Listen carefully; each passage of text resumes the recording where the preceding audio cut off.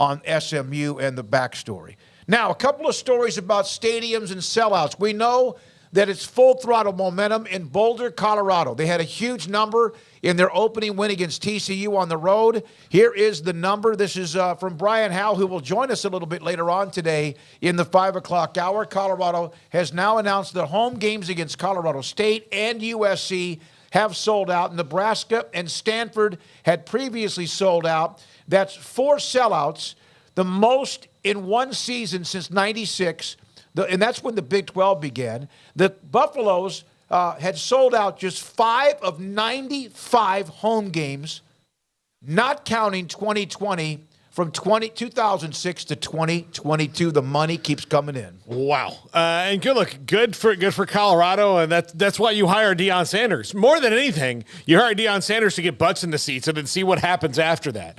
Because the first problem you have when you're not winning is nobody's going to the games. So you have to figure out a way before you can regularly start winning to get people excited and think you might start winning.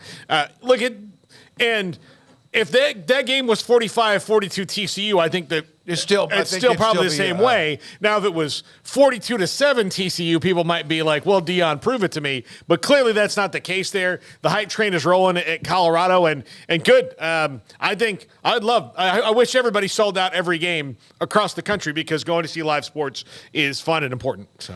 Yeah, I mean, I'm not surprised. There's, a lot of buzz around them right now, and Deion's cool for a lot of people, and they're, not even necessarily Colorado fans. They're now Colorado fans just simply because of him. So, yeah, their fan base has grown by leaps and bounds just merely by his hire, and now even more so, people love winners. And so I'm sure there were some that maybe were teetering that are firmly on the bandwagon now after the win last week. So I think you're just going to see more of that. They beat Nebraska. That'll just be more and more. We'll have another couple games sold out and, on pace to have them all sold out here in a couple of weeks. But, yeah, I mean, they've got to keep doing it and see how high they can take it. You turn around, you lose to Nebraska. They'll still have a lot of momentum, and there'll still be a lot of good vibes around there, I'm sure. But it's not quite the same as winning.